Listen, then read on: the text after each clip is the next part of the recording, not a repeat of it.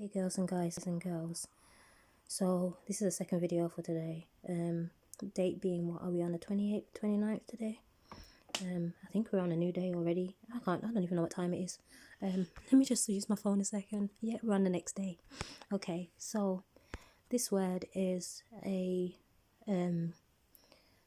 urgent word. Okay, I feel like there is someone who is out there, right, a woman in particular, that I'm worried about at this present moment, and I'm just waiting to see that she's okay. I'm not going to put any names because I don't want to pinpoint anyone, but then a part of me feels like I should put a name, because just in case there is something wrong with her.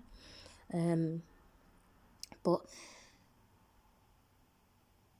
she's not been active on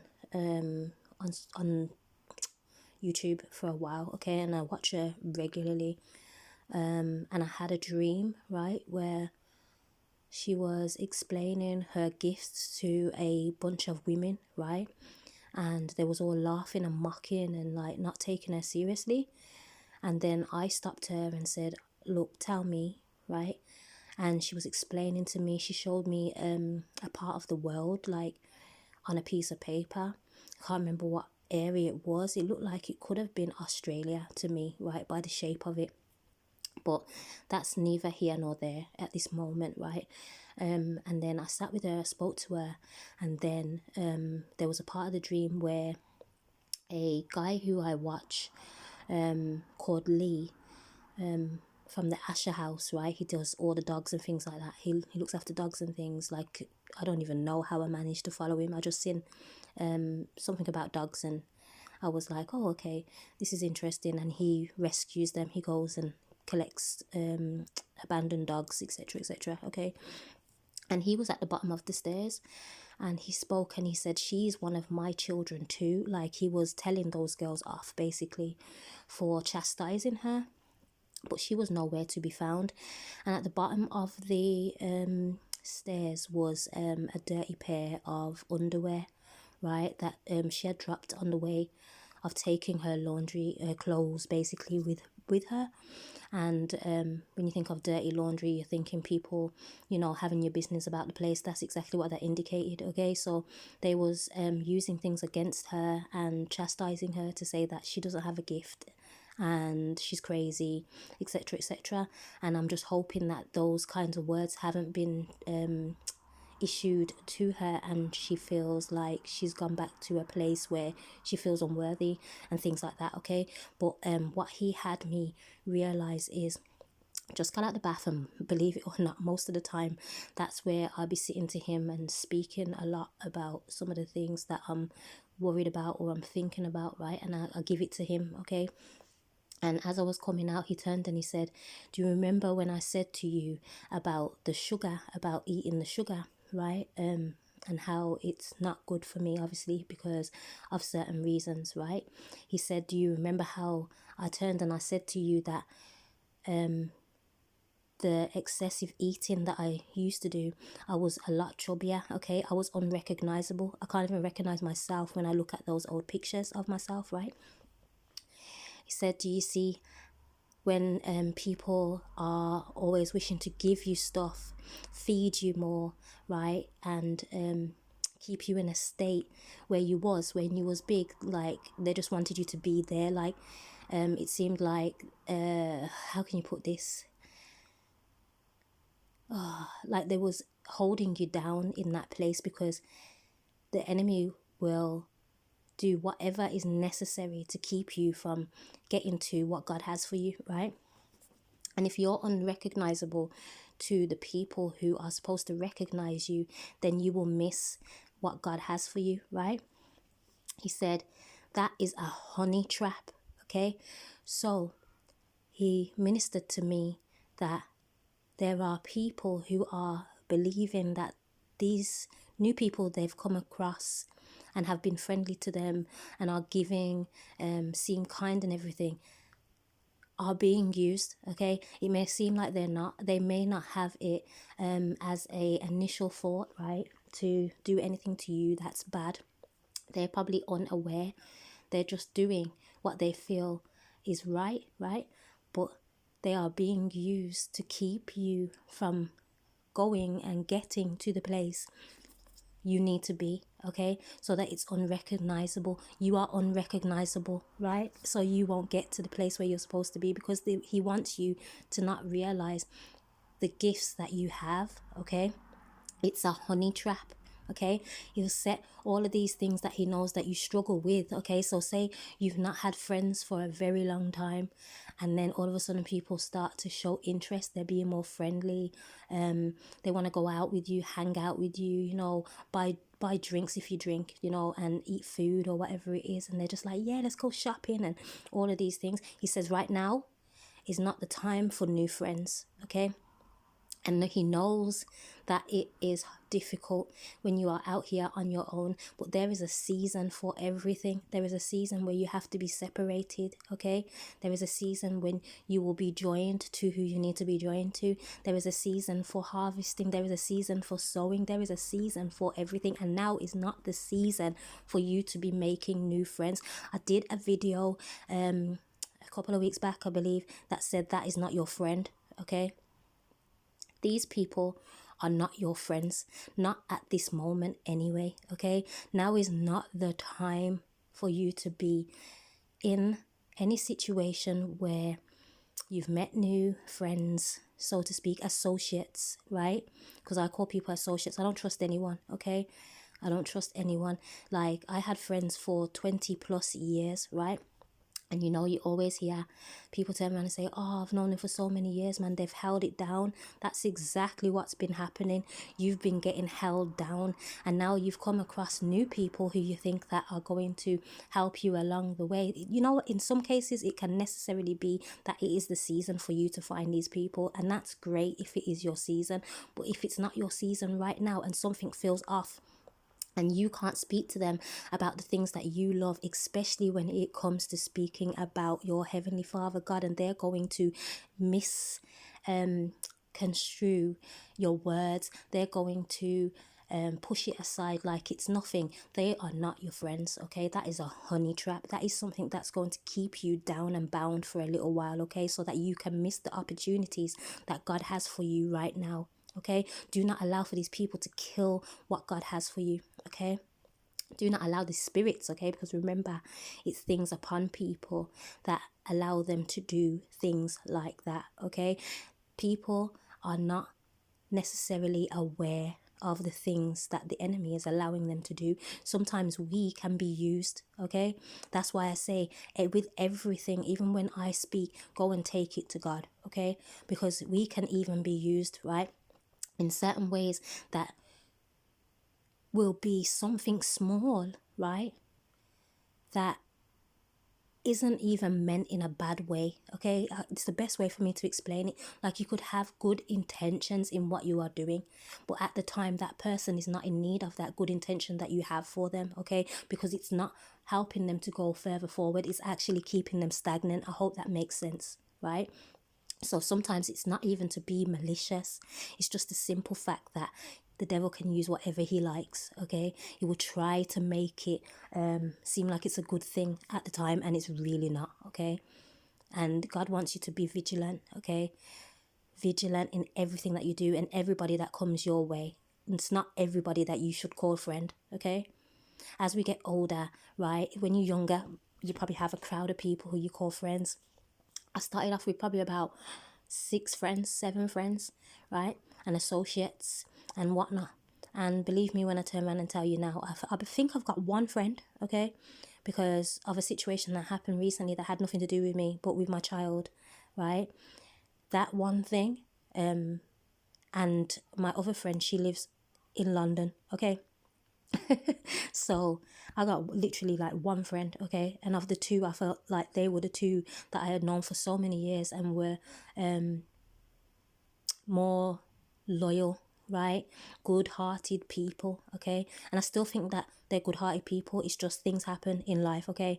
And we just have to keep it pushing and go on our journey. If that means that we're walking it alone forever or for a little while, it's dependent on what God says. If people are just not supposed to be around you for a long period of time, you've got to accept that, okay? If you find your tribe or your tribe finds you, then brilliant. That can be the most perfect feeling in the world, to know that you found people who are just like you, okay? Feel the way that you do, speak the way that you do, are passionate the way that you are, right? So in this season, please be very, very, very careful of who you are calling your friend, okay? Because the majority of the time, it is a honey trap, okay? It looks good, but once you get in there, it's something completely different. Now, I just hope that the person I have on my mind is okay, right? It's been bugging me for about a month, and I don't want anyone's blood upon my hands, right? And I hope that if she is okay, she comes across my video or something, you know, to know that it's her I'm speaking about, because I've commented on her videos to see if she's okay. Like, you know, I said, we miss you, like if you are going through any of those depressive thoughts or anything like that, because she has spoken about how she used to feel back in the days and before she came to Jesus Christ and on the faith walk, you know. And I don't want her to feel like she has to feel like that, because I believe every word that she says, okay? I know that she's walking with God. I know that she has the gift, because she has given me so much confirmations. It's like, wow, okay? I don't even like to say it's crazy. It's just like, wow, right? When I know that she had popped up, if she kept on popping up, I was like, right, I know that this has something in here for me, okay? Because he doesn't lead me to people he knows that are not going to help in some way, shape or form, okay? And then you test the spirit, okay? And her spirit was pure. That's what I seen with her. And she was giddy, a happy person, right? But you can see when a person needs or wants love also, okay? And sometimes we go searching for that in people who seem good, like that will take us out of a rut that we feel like we're in, but it's not the right season, right? We can rush into things that we're not supposed to rush into. We can walk into a season that's not for us, right? Just because we feel some type of way. Don't do that. Wait, test the spirit, test the waters, okay? Because oftentimes you can dip your foot in and you don't know what's lurking in there, okay? Be very careful out here. This is not a game. This is a literal urgent warning, okay? Be very, very careful of who you are calling your friend, right?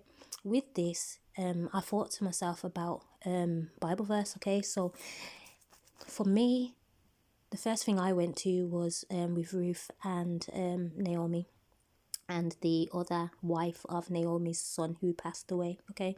Go and read the Bible. And the other wife decided she was going to go back home to her hometown with her people.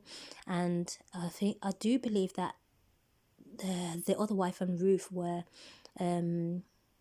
what were they called? Ruth was not Canaanite. What was she?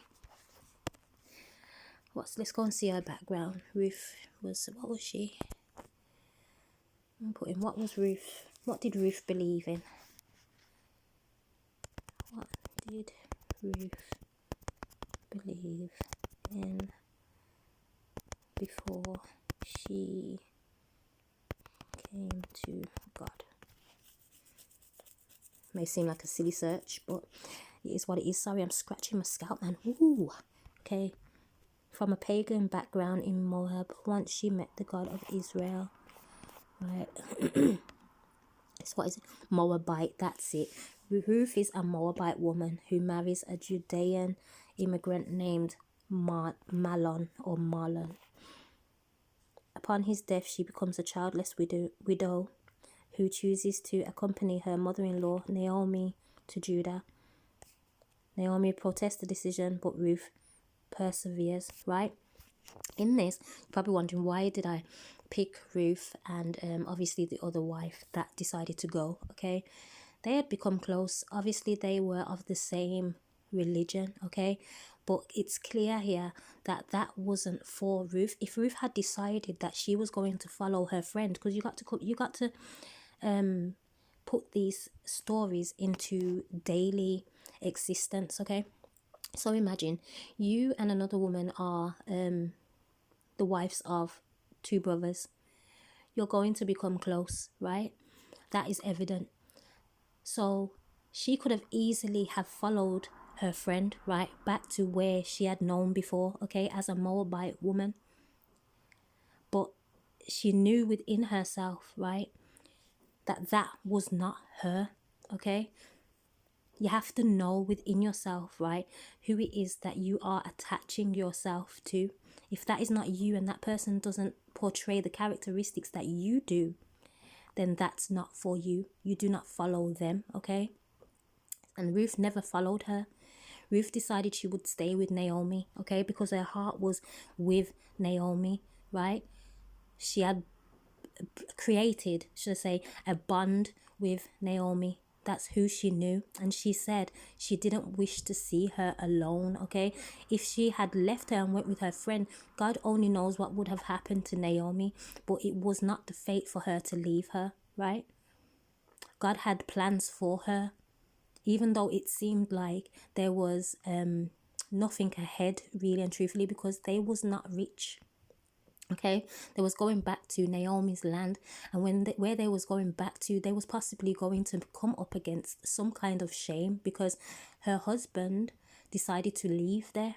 Okay, and now it was like they was coming back with her husband dead, her son's dead, and their tail between their legs, right? So you know that people will have a lot to say. Okay, maybe you're walking right now and people have a lot to say. They don't believe that you are blessed in certain ways or have certain gifts, right?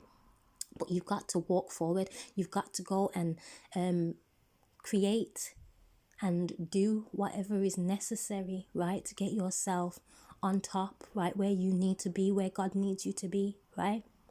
And if you allow for other people to come in and take from you, but then fill you with sugar, okay, like take that in a spiritual sense, okay, like sweeten you up, okay, make you feel all types of ways, like, oh, this is great, when in actuality it's killing you, okay? It's stopping you from moving forward. You're stagnant now because you've decided that you're going to enjoy this a little bit more and not pay attention to the things that you need to do, because the things that you need to do look harder, okay? Nobody's listening. Nobody is giving you any praise. Nobody is making you feel like you're doing a good job or patting you on the back. Pat yourself on the back, okay? Stop looking for others for their approval, okay? Stop placing your expectancies in human beings, okay? God says in the Bible, do not put your faith in human beings, okay? Go and look it up.